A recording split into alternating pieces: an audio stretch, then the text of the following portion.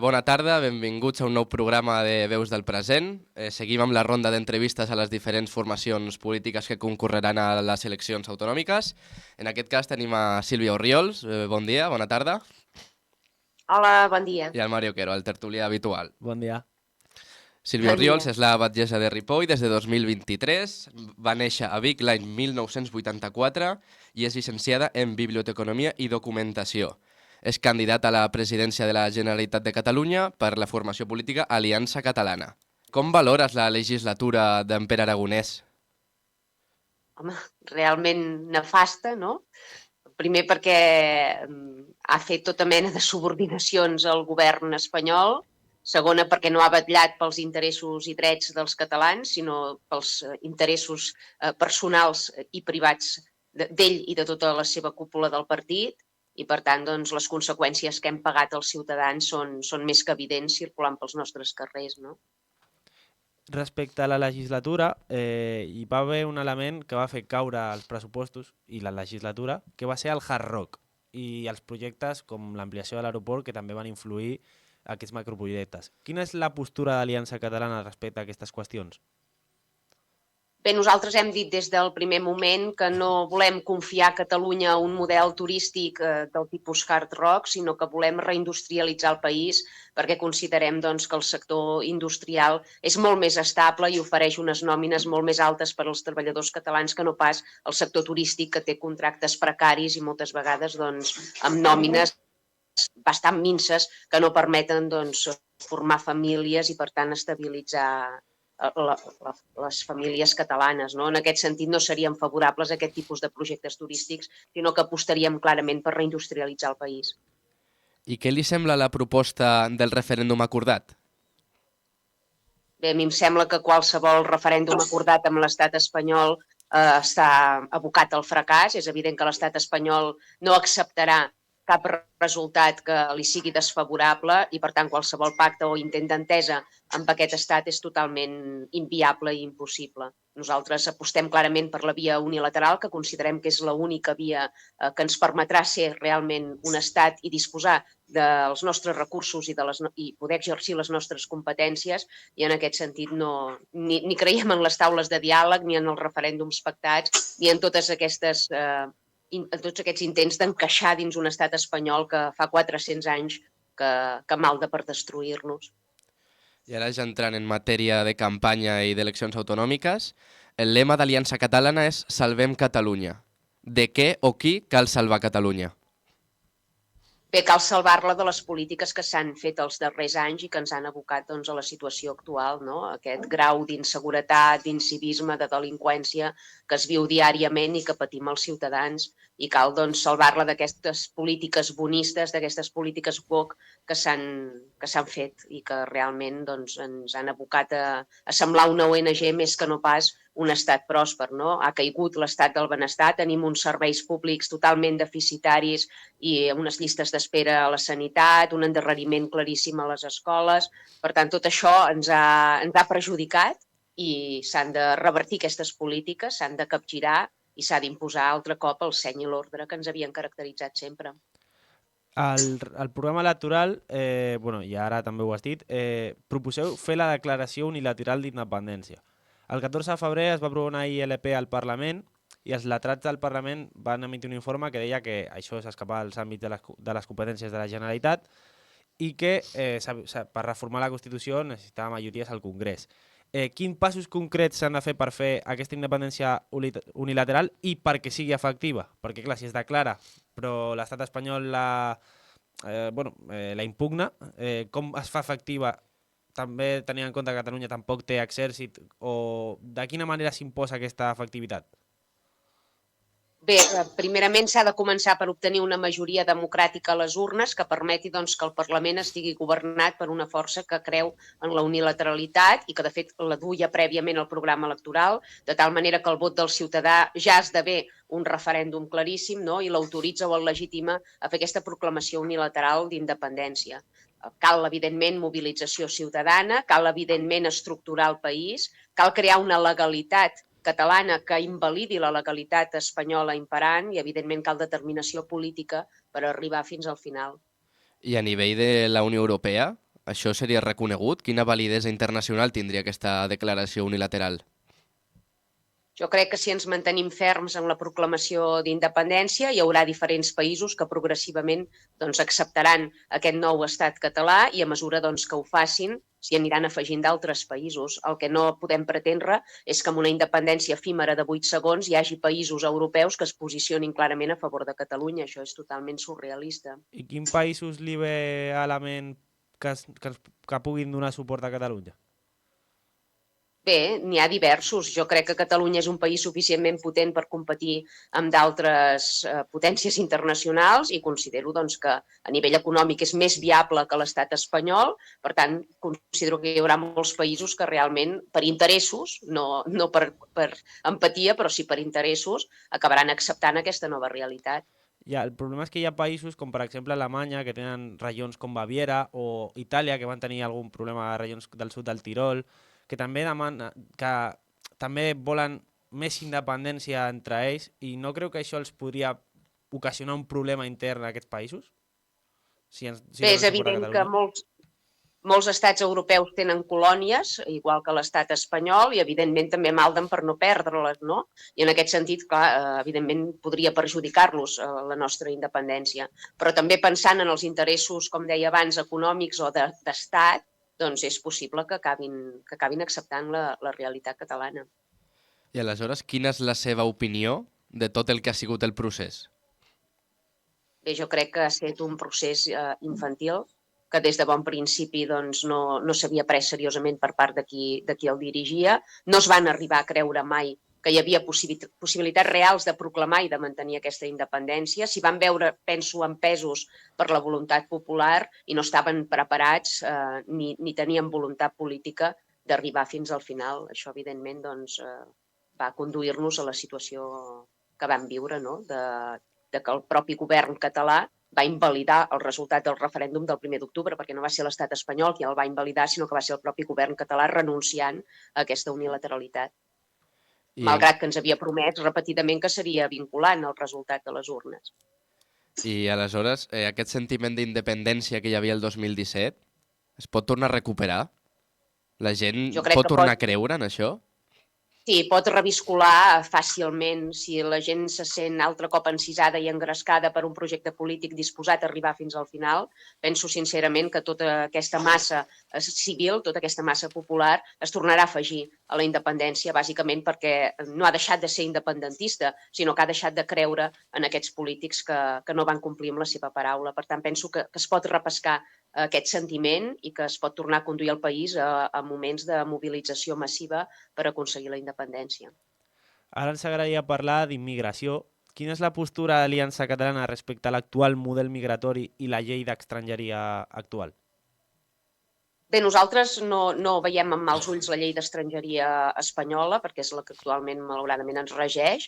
El que passa és que sí que veiem negativament que el govern espanyol la incompleixi permanentment, no? O sigui, no s'estan repatriant tots aquells immigrants que entren de forma irregular al país i que venen majoritàriament a espetegar a Catalunya, sinó que se'ls està permetent que s'empadronin a diferents viles i ciutats i que tinguin accés, per tant, als nostres serveis públics sense haver fet cap contribució prèvia, no?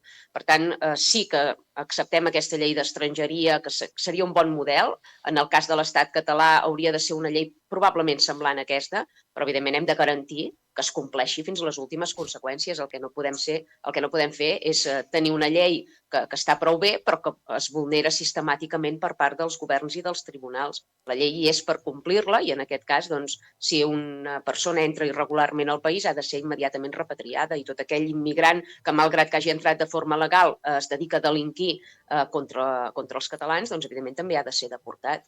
En el cas de la llei de seguretat ciutadana, més coneguda com llei Mordaza del PP, establia la devolució en calent als immigrants que entressin irregularment per les fronteres de Ceuta i Melilla. Què us sembla aquesta proposta de devolució en calent i creieu que s'ha d'ampliar a tot el tipus d'entrada d'immigració irregular? Bé, quan Catalunya es restitueixi com a estat, el que passarà és que no farem frontera amb Àfrica ni amb cap país musulmà, per tant, nosaltres aquest problema clarament no el tindrem, no? Però en qualsevol cas és evident que tothom que intenti traspassar les nostres fronteres de forma irregular ha de ser immediatament repatriat, no se li ha de donar opció de sentar-se a casa nostra perquè no ha fet bé les coses. O sigui, nosaltres hem de garantir que tot immigrant que faci irrupció a Catalunya ho faci amb un contracte de treball previ, que per tant pugui sustentar-se quan arribi, que no sigui una càrrega social pels contribuents catalans i que vingui realment a desenvolupar una tasca i a guanyar-se les garrofes, no viure de subsidis ni de rentes. I com es pot fer la devolució d'aquests immigrants que entren irregularment si no sabem d'on han vingut, de quin país provenen? En el cas de les pasteres, més concretament, que venen del mar. Sí, però és que, com et dic, quan Catalunya es constitueixi com a estat no vindrà ningú pastera a Catalunya. Això és més que evident. Vale, i aleshores, hi ha correlació entre immigració i delinqüència? Evidentment, i les dades ho demostren, no només les estadístiques de delinqüència, sinó també els residents que hi ha ara mateix a les presons catalanes, que la població reclusa és del 50% en immigrants, quan, segons les dades oficials, tenim un percentatge d'immigració només del 14 o 15%. Per tant, això et demostra que hi ha una quota delinqüencial molt més alta en la població immigrant que no pas en la població autòctona. I què defensa catalana respecte a aquests reclusos? Perquè en el programa dieu que ens costen 32.400 euros per persona a l'any. Si aquests reclusos són immigrants, què defensa Aliança Catalana? Quedar-se'ls a Catalunya o repatriar-los al seu lloc d'origen? Tothom que delinqueix, encara que sigui un delicte menor i que és de procedència immigrant, ha de ser immediatament deportat al seu país d'origen i és aquell estat el que se n'ha de fer càrrec. El contribuent català no té per què assumir el cost ni la pensió completa que els hi estem donant ara mateix a les presons catalanes. Si han vingut aquí a atemptar contra els drets i interessos dels catalans, han de ser immediatament deportats cap als seus països d'origen. I respecte als immigrants que ja porten aquí temps i ja tenen DNI, o fins i tot els que han nascut aquí de pares immigrants, que encara no s'han adaptat a les nostres cultures, a les nostres tradicions i al nostre idioma, què es pot fer? Bé, nosaltres, evidentment, quan ja han nascut en aquest país, és difícil, no? Gestionar aquesta situació, no els podem fer fora. El que hem de procurar és que no n'entrin més, és a dir, que aquestes contracomunitats que qüestionen els valors occidentals no creixin, sinó que disminueixin demogràficament, perquè tot creixement demogràfic d'aquestes contracomunitats antioccidentals és un perill i una amenaça per al nostre grau de civilització i pel grau de civisme que hem abastat com a societat. Per tant, el que hem de garantir és una moratòria en immigració per impedir que n'entrin més i algun pla estratègic per intentar integrar els que ja viuen aquí, els nostres costums i les nostres tradicions i els nostres valors occidentals. Això, evidentment, no s'aconseguirà fent les concessions que està fent actualment el govern català, permetent que vulnerin la llei de benestar animal amb sacrificis halal o permetent que hi hagi burquinis a les piscines públiques o vels islàmics dins les nostres institucions, com per exemple el Parlament. Jo crec que cal regular per evitar aquesta bel·ligerància que certes comunitats tenen contra els valors occidentals i les lleis civils europees i que cal integrar aquesta massa i assimilar-la a la nostra cultura i als nostres valors ètics. I ja per tancar el bloc d'immigració, si tenim 4 anys més d'Esquerra Republicana al govern, com canviarà això? I hi haurà temps a tornar enrere o ja no hi haurà res a fer respecte a això? Jo sempre dic que ja hem fet tard. De fet, el percentatge que hem acollit d'immigrants els darrers anys ha sobrepassat i molt els límits que es podia permetre a Catalunya. Per tant, som en una situació crítica i, per tant, és complicat de revertir tot això. Però si deixem passar 4 anys més aplicant aquest tipus de polítiques, la situació podria arribar a ser irreversible. Per tant, tenim pressa per començar a capgirar tot això. Ara ens agradaria passar a un altre bloc, que és el de la competència electoral. Sou un partit nou, per tant, no teniu a les eleccions autonòmiques, no heu tingut mai votants, per tant, tots els votants que tindreu se'ls esteu robant als altres partits. A quin partit creieu que li aconseguireu robar més vots i en quina província?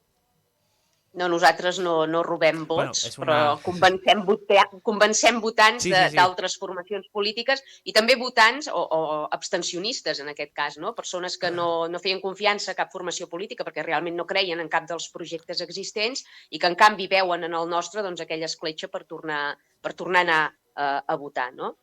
Pensem que poarem d'absolutament totes les formacions polítiques perquè les problemàtiques que plantegem són reals, afecten el conjunt de la ciutadania i són, per tant, un problema que traspassa els límits ideològics, no? És la quotidianitat diària de la majoria de la població que ha de fer front doncs, a aquesta inseguretat, a aquest dèficit en els serveis públics, doncs, aquesta manca de recursos per part dels ajuntaments que ens provoca el saqueig fiscal que exerceix l'estat espanyol. Per tant, són problemàtiques que acabem patint tots independentment de quina branca ideològica practiquem, no? I, per tant, podem aconseguir votants d'arreu. De fet, a les darreres eleccions municipals a Ripoll vam guanyar absolutament a totes les meses electorals. A barris que havien set feus de determinats partits polítics durant molts anys i dècades, nosaltres vam irrompre com a primera força.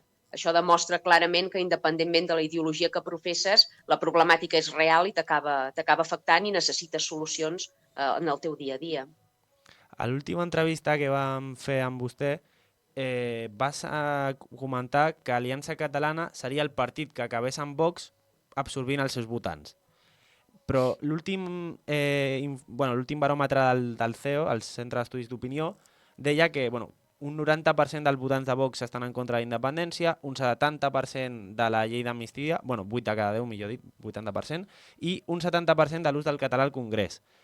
Creieu que aquests valors són incompatibles amb els que defensa Aliança Catalana, per exemple, en termes de defensa del català, la independència de Catalunya mateixament? Per tant, com es pot atreure aquestes persones? Perquè sí és cert que coincidiu en immigració, però en la resta de valors no. Bé, primer de tot dir que jo també estic en contra del català al Congrés, perquè al Congrés dels espanyols no s'hi ha d'anar a parlar català de la mateixa manera que al Parlament català no s'hi ha de venir a parlar castellà. Per tant, en aquest sentit coincidiria amb molts dels votants de Vox, potser per altres raons segurament, sí.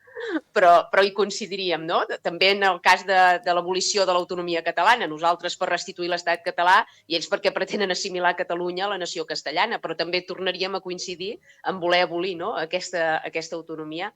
El cas és que la majoria d'aquests votants que fan confiança a Vox poden ser espanyolistes, poden ser fins i tot bel·ligerants contra Catalunya o el catalanisme, però també són conscients que viuen a Catalunya, que paguen impostos com a catalans, que són saquejats fiscalment com a catalans i que pateixen les polítiques immigratòries de l'estat espanyol de la mateixa manera que el patim la resta de catalans, no? Per tant, hauran de triar si prefereixen servir una bandera o garantir el futur, la prosperitat i la seguretat dels seus fills i nets. I penso que al final s'acabarà imposant el seny i acabaran votant l'única opció que promet un estat on realment es pugui garantir aquesta seguretat, aquest rol fronterer i aquest benestar. I ara que tots els mitjans tradicionals es dediquen a dir que Aliança Catalana és d'extrema dreta, com podries explicar que això no és extrema dreta i què us diferencia de Vox?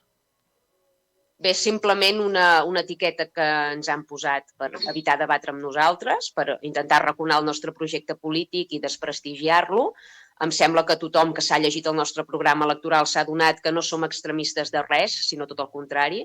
Tornem al seny i l'ordre que havien set habituals en aquest país i, per tant, aquesta etiqueta cau pel seu propi pes. No ens afecta massa perquè realment, comprovat el programa electoral i llegit, qualsevol ciutadà veurà que és simplement una banalització del terme i que no coincideix en absolut amb la nostra realitat. No? Per tant, no ens preocupa massa aquest tipus d'etiquetes. Pel que fa al que ens diferencia de Vox, els projectes polítics són molt distants. No? Mentre que nosaltres aspirem a salvar Catalunya, ells combaten per destruir-la. Per tant, no podrien ser posicions més distants.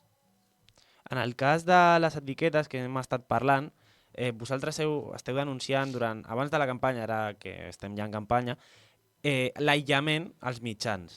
Vam veure l'altre dia un debat a la UPF on no us van convidar ni a vosaltres, tampoc es va convidar a Vox, que té representació parlamentària. Creieu que aquest aïllament reforça els votants d'aquestes formacions i atreu a nous votants?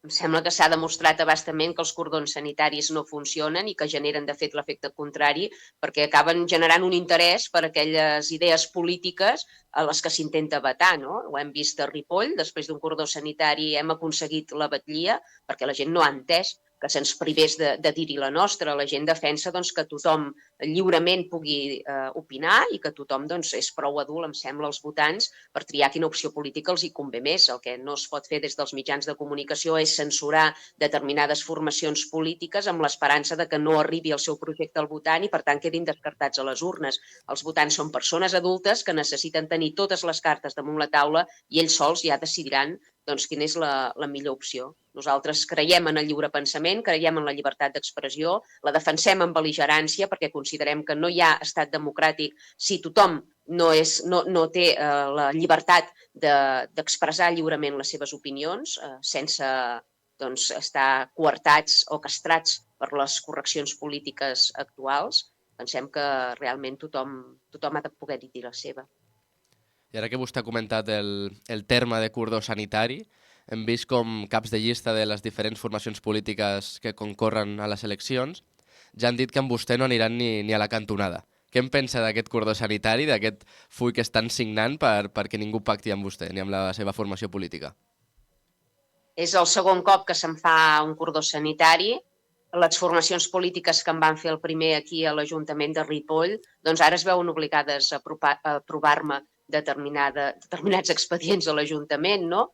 Perquè quan tens la confiança del poble, les altres formacions polítiques no poden continuar vetant ni censurant. Quan el poble et fa confiança i et dona la batllia de Ripoll, per exemple, doncs això obliga la resta de formacions que en principi s'havien negat ni tan sols a respondre, a actuar diferent, perquè evidentment estàs governant i han de respondre davant dels seus propis votants. Per tant, els cordons sanitaris es poden fer preelectoralment, però depenent del resultat electoral són totalment inviables a posteriori, com s'ha vist en el cas de Ripoll. I l'únic que no ha tancat la porta a pactar amb Aliança Catalana és el president Puigdemont. En un hipotètic cas de que amb vostè sigués la clau de la formació de govern, pactaria amb Puigdemont? Hem dit des del minut zero que estem oberts, evidentment, a parlar, però que no serà un vot de franc el nostre, sinó que estarà, evidentment, condicionat a l'acceptació d'aquesta via unilateral per independitzar Catalunya i també l'aplicació de tota una sèrie de mesures restrictives en termes immigratoris per evitar aquesta substitució cultural i demogràfica que estem patint. Tot aquell partit que no s'avingui a acceptar aquestes condicions, evidentment, no podrà fer ús del nostre vot. I ara ja endinsats en campanya electoral, ahir al 324 a TV3 va sortir els pressupostos que tenen les diferents formacions polítiques per aquesta campanya, arribant als 2,5 milions que té el Partit Socialista. Us veieu amb força d'afrontar aquesta campanya i competir amb aquests gegants? És evident que hi ha una desigualtat claríssima, que a més és vergonyosa, tot s'ha de dir, perquè és un malbaratament de recursos impressionant, no només de recursos econòmics, també de recursos materials. O sigui, imprimir tots aquests fulletons que s'envien als domicilis i que la majoria de vegades arriben a la paperera sense ni ser oberts, doncs considerem que és insostenible del tot a nivell ambiental i que, per tant, pensem que la resta de formacions s'haurien de replantejar aquest model electoral. Nosaltres, evidentment, en aquest sentit anem amb un esclop i una espardenya, no tenim recursos, no tenim mitjans, però fent ús de les xarxes socials hem set capaços d'arribar a bona part de la població i esperem que el boca-orella faci la resta fins al dia de les eleccions. És evident que no competim en igualtat de condicions, però també és veritat que el nostre projecte és fresc, que és honest i que arriba al cor del ciutadà. Ara ens agradaria parlar de la situació de la llengua. Segons informes acadèmics, en els últims 15 anys s'han perdut 280.000 parlants. Quines mesures proposa l'Aliança per revertir aquesta tendència? Per revertir la tendència és clau la moratòria en immigració que plantejàvem al principi, perquè evidentment amb l'entrada massiva de més no catalanoparlants, el percentatge de catalanoparlants continuarà baixant. Per tant, s'ha de garantir que tots els immigrants que ja hi ha damunt Catalunya s'assimilin a la nostra llengua i cultura abans de deixar-ne entrar més. La immigració seria, en aquest cas, un factor clau. Evidentment, des de les institucions s'han d'impulsar polítiques que facin obligatori el coneixement i l'ús del català. És imprescindible que tothom que visqui i que treballi a Catalunya tingui coneixements bàsics d'aquesta llengua i sigui capaç de parlar aquesta llengua. De la mateixa manera que si ens n'anem a Itàlia no podrem accedir al lloc laboral sense conèixer l'italià. A Catalunya s'ha de tenir el mateix nivell d'exigència que qualsevol altre estat del món. S'ha de fer que el català sigui imprescindible per poder viure i desenvolupar-se damunt del territori. En aquest sentit, les institucions han de vetllar pel seu foment i per la seva protecció i convertir-la, evidentment, en l'única llengua oficial del nou estat català. Val. En aquesta qüestió, teniu al programa exigir als llocs de la feina un nivell mínim de català, un examen. Aquest examen què seria? Per a tots els treballadors i quin nivell s'exigiria? Evidentment, qualsevol treballador, i més si es treballa de cara al públic o des de l'administració pública, ha de tenir coneixements de català, de ser capaç d'entendre i de parlar el català, de la mateixa manera que, com li deia, qualsevol altre estat europeu doncs, exigeix el coneixement i l'ús del seu idioma oficial. No? Quan Catalunya sigui estat i el català sigui l'única llengua oficial, és evident que qualsevol lloc de treball requerirà coneixements de llengua catalana. I s'ha de prioritzar el treball pels catalans? Evidentment, qui no tingui aquests coneixements de català no podrà accedir als llocs laborals i tindrà preferència a tot aquell que tingui coneixements del nostre idioma. Ara ens agradaria parlar també d'un tema molt lligat, que és el model educatiu. Les proves PISA van deixar uns resultats molt nefastos per a Catalunya. Quines propostes té Aliança Catalana respecte a aquesta qüestió? Bé, nosaltres creiem en un model educatiu totalment diferent del que s'està aplicant avui en dia. Nosaltres considerem que s'ha de basar en la cultura de l'esforç, que no es pot passar de curs sense aprovar els exàmens, que s'han de garantir els coneixements mínims de l'alumnat i que s'ha de retornar doncs, l'autoritat als professors i als mestres perquè l'han perdut totalment, no només a mans dels alumnes, sinó també dels familiars dels alumnes. No? S'ha de posar una mica d'ordre també en aquest sentit. D'acord, i ahir la número 4 d'Esquerra Republicana, la Najat Doureig, va dir que Aliança Catalana és un partit que es dedica només a crear conflicte i a crear divisió. Què missatge li enviaries? Bé, jo crec que el conflicte i la divisió la creen les contracomunitats que s'estableixen damunt casa nostra i que pretenen continuar visquent com si fossin assentaments del seu país. Val, en aquesta qüestió parlaves de la policia també en el programa i parlaves de que s'havien de les hores de serveis interns, de seccions internes que es dediquen a evitar que es cometin delictes als policies, haurien d'estar enfocats no només en aquesta qüestió i no en atemorir els policies. Creu que la policia actualment està cohibida i no actua com hauria d'actuar amb la mateixa determinació per por a perdre el lloc de feina? Totalment. Tenim una policia desmotivada per culpa d'aquesta fiscalització excessiva que li està fent l'administració catalana. S'ha de donar confiança als agents, se'ls ha de motivar perquè actuïn i, evidentment, s'ha de legislar contra els delinqüents, no contra les víctimes ni contra la policia. I fins ara totes les lleis que s'estan fent és d'alguna manera per coartar o limitar les funcions dels cossos policials. Això de cap manera pot funcionar. I creieu que aquesta pressió només és interna o que també pot ser externa per part d'organitzacions no governamentals, alguns certs partits polítics que assenyalen a la policia directament, com per exemple hem vist alguns partits a nivell espanyol que parlen de desmilitarització de la policia i aquestes qüestions, o creus que només és internament? No, jo crec que hi ha formacions polítiques molt interessades a desestabilitzar la policia, no? Per exemple, doncs, l'extrema esquerra, aquí que tenim el cas clar de la CUP, no? Que quan hi va haver els atemptats de Barcelona qüestionava que s'haguessin abatut els terroristes, o sigui, consideraven que la vida del terrorista era més important que no pas la seguretat i la vida dels agents que van anar a detenir-lo. No? Penso que hi ha doncs, aquesta opinió generalitzada entre determinats col·lectius i grupuscles de que la policia és una força repressora. Jo ho deia ahir el dia de les esquadres, la policia no és una força repressora, és una força de contenció, és el mur de contenció que ens separa i ens protegeix de tots aquells que estan fent el mal damunt casa nostra. Per tant, hem de vetllar que la policia doncs, estigui motivada, que tingui els recursos suficients per fer front a les situacions d'inseguretat i hem de garantir doncs, que treballin en bones condicions. D'acord, i ara ja per anar tancant l'entrevista, una cosa que pot ser de molt interès pel cens electoral, quina és la posició d'Aliança Catalana respecte al feminisme i el col·lectiu LGTB? Bé, la nostra posició és que independentment de la sexualitat que pugui tenir cadascú, tots hem de compartir els mateixos drets i els mateixos deures. No hi hauria discussió en aquest sentit. I respecte al feminisme, evidentment som totalment favorables a la igualtat entre home i dona, no a aquestes lluites patricides que determinats col·lectius anomenats feministes intenten implantar, sinó que nosaltres vetllem realment perquè es corregeixin les desigualtats existents encara a dia d'avui en la nostra societat i, evidentment, ataquem tot tipus de masclisme i de misogínia, no només l'europea, perquè hi ha determinats partits polítics que se centren només contra l'home europeu i que, en canvi, obvien o fan els ulls grossos davant la misogínia de les contracomunitats musulmanes, per exemple. D'acord. Ara, abans de que el meu company et faci un petit joc de 3 preguntes, m'agradaria saber quines expectatives hi ha dintre l'Aliança Catalana pel 12 de maig, si les sensacions són positives. Bé, estem engrescats, comptem amb el suport de molta gent. De fet, quan circulem per al territori rebem ànims i mostres de suport de població civil i això ens anima a continuar endavant amb el projecte. És cert que és una incertesa perquè si fem cas de les enquestes són molt desiguals. Tampoc sabem si hi haurà o no aquest vot ocult que es diu, no?, que podria tenir la nostra formació política i, per tant, hi anem amb la incertesa de saber si entrarem o no.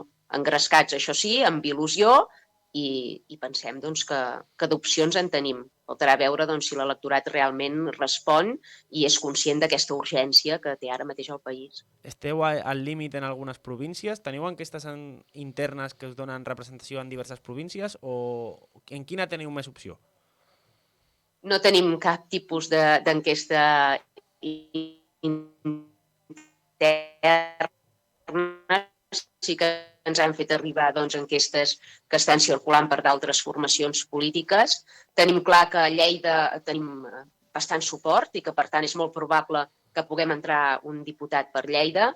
A Girona, evidentment, el percentatge per entrar és més elevat, això ens podria dificultar l'entrada, però estem esperançats també perquè és allò on va néixer aquest projecte, no? I, per tant, són comarques tradicionalment catalanistes, tradicionalment conservadores, i, per tant, pensem que podem també obtenir representació, però en qualsevol cas és molt difícil de dir, perquè, com dèiem abans, és el primer cop que ens presentem a les eleccions nacionals catalanes i, per tant, no podem comparar ni podem valorar de cap manera quin impacte hem tingut o no en el conjunt de la societat catalana. Vale, i ara ja per acabar, se'ns ha tallat una mica en aquesta última qüestió, però esperem que s'hagi escoltat bé. Et farem un petit joc, encara que tu no has estat al Parlament, et dediques a la política, per tant, ens agradaria que ens diguessis un polític d'esquerres, independentista o no independentista, que t'agradaria que pel seu talent, no per les seves idees, pel seu talent estigués a Aliança.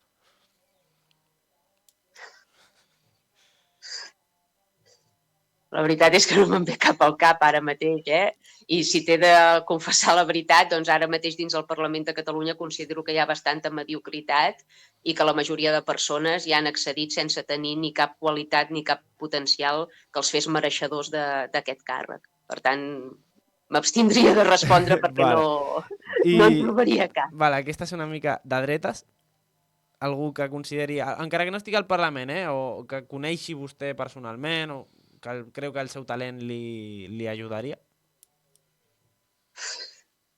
Torna a ser una mica el mateix, És que ja li dic que de l'art parlamentari actual, pel que he pogut seguir, que tampoc no sóc assídua a seguir els plens del Parlament, però pel nivell que he vist tant en les entrevistes com en les intervencions, se'm faria difícil escollir ningú i dir m'agradaria tenir aquesta persona al meu equip, perquè realment no hi veig aquestes qualitats que haurien de fer els mereixedors del càrrec que ocupen. Doncs l'última seria, Sant Jordi va ser el dimarts, un llibre que s'hagi llegit i que recomanaria? Fa molt temps que no tinc temps de llegir i era una gran aficionada a la lectura, però, no sé, tinc moltes obres preferides que he rellegit més d'una vegada, Les veus del Pamano, Marc Villarí, n'hi ha diverses. Sobretot novel·la rural catalana és el que més m'agrada. Vale, doncs ja ho tenim. Moltíssimes gràcies per l'entrevista i molta sort a la campanya i a les eleccions. A vosaltres, moltes gràcies. Que vagi bé, adeu.